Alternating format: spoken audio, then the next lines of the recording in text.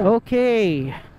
Alright, welcome back to my vlog guys. Ngayong araw na to is isa sa mga nakakalungkot na araw sa pag-YouTube ko. Bakit? Ganito yan guys.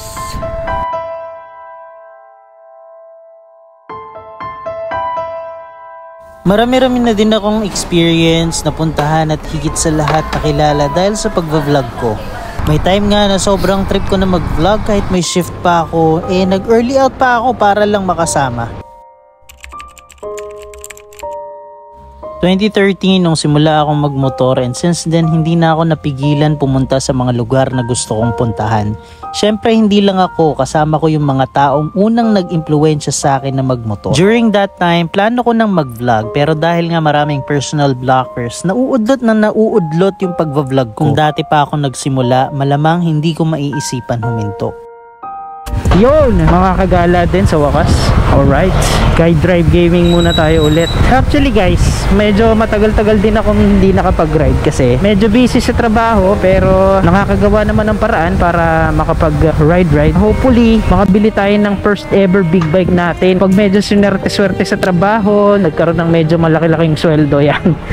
Gagawin natin ang paraan makakuha ng big bike kasi pangarap ko talaga magkaroon ng big bike. Sabi nga nila, kung para sa iyo talagang para sa iyo, gagawa ng paraan ng panahon para mapasaya. And kaya nga pala Mototech Vlogs yung pangalan ng channel ko is because nagre-review din ako ng mga tech stuff dati. Years have passed, naging busy sa trabaho, nasaktan ng puso, lumaklak ng napakaraming alak, at kung ano-ano pang hindi ko maintindihan ang pinaggagawa ko. Alam mo kung sinong kausap ko? Yung helmet ko. Gala dito, gala doon, at kung iniisip mong nawawala yung stress ko, nagkakamali ka. Hindi gumaga ang pakiramdam ko kahit mag-ride ako ng mag-ride. May time nga na sumakit yung ulo ko dahil wala akong pambili ng gulong. At kung nandito ka pa rin by this time, malamang nakaka-relate ka. Itutuloy ko pa ba? Okay, sige, as you wish. Okay, sige. Ako nga pala si Mark, pero kilala ako ng mga kaibigan at katrabaho ko bilang si Errol. Sa una, Mark ang tawag sa akin kasi tahimik lang. Pero habang nakikilala nila ako, nagiging Errol na. Alam mo na yun, isa akong call center supervisor since 2013. Kaya during my free time, natutuwa akong i-record yung mga nangyayari sa buhay ko. Gaya na nga lang ng pag-akyat ko sa Marilaki at kung saan-saan pang mga lugar na pinupuntahan namin. Sa pagra-ride ko naranasan kalimutan saglit ang problema. Well, teka, sabi ko kanina hindi pa rin nawawala ang stress kahit nagra-ride, di ba? Well, iba-iba kasi ng sitwasyon. Minsan sa kasama mo, minsan sa lugar na pupuntahan, pero iba pa rin pag nagra-ride ka mag-isa at sinimulan mong i-share ang experience using social media. Fast forward to 2021, may pandemic pa, nilagpasan ko lahat ng challenges, walang work at tanging sa online selling at angkas padala lang ako umaasa. Yes, tama ka, nag-angkas padala ako. At hindi ko kinakahiya yun dahil napakarangal at malinis na trabaho ang ginawa ko. Shoutout sa mga nag-angkas. Okay, recall natin yung sinabi ko kanina na kung para sa'yo, talagang para sa'yo. Kung para sa'yo, gagawa ang panahon para mapasayo yung bagay na yun. Nabigyan ako ng opportunity na mag-work from home at habang ako ay nag-work from home, ginagawa ko pa rin ng business ng online selling at nag-aangkas padala pa rin ako. August 2021, nabili ko in cash yung pangarap kong motor, ang Sniper 155R Top of the Line Limited Edition. Ito yung time na pure of abundance and naisip kong itutuloy ko na ang pag-YouTube. Marami-rami rin akong naisip na i-content and akala ko ganun lang kadali. Nagkakamali na naman ako. Sobrang hirap umisip ng content, gumawa ng video at ipakita sa mga tao yung ginawa mong video. Marami kang dapat i-consider, yung usage ng vlog mo, video quality at higit sa lahat ay yung engagement.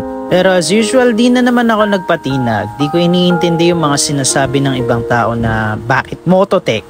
Wala naman tong shop. Just in my head, iniisip ko na lang na hanggat may nanonood sa akin, magpapatuloy ako. Kaya nga Mototech dahil motovlogs with tech reviews. Nireview ko yung mga kung ano-anong bagay. Doon ko nireview yung Sniper 155. Nag-review din ako ng Aerox 155S ng kapatid ko. And later on, dahil sa pag-YouTube, work at kung ano-ano pang racket, nabili ko ang aking first ever big bike. Okay. Kita ka sa Giant Key. Sa Giant Key. Will tip sign tayo, sir. Will take lang talaga ako. Sir na kung sasagot. Sige, sir. Salamat, sir. Sir, kita ko yung makina. Yung low beat po natin nakabukas.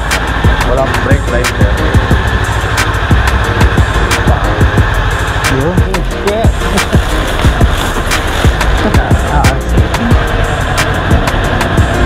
Gas pa ko. Nagdadagdag ako ng gas. Well, marami-rami din akong naikwento tungkol sa buhay ko.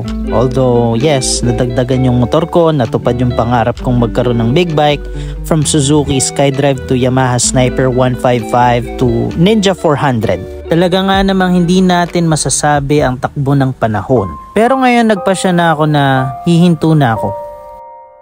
Hihinto na ako na mag-procrastinate sa pagbablog ko. Dahil alam ko sa sarili ko na marami pa akong may inspire at matutulungan. Di man ngayon, pero someday. Sabi nga nila, good things come to those who wait patiently.